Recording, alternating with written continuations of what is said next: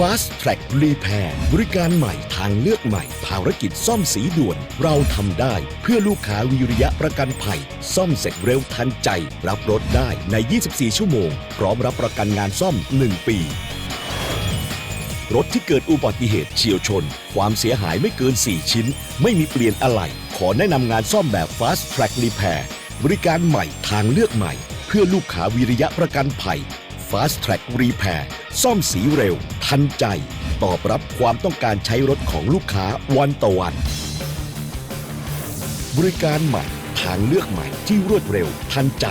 Fast Track Repair เร็วดีมีคุณภาพสำหรับคุณ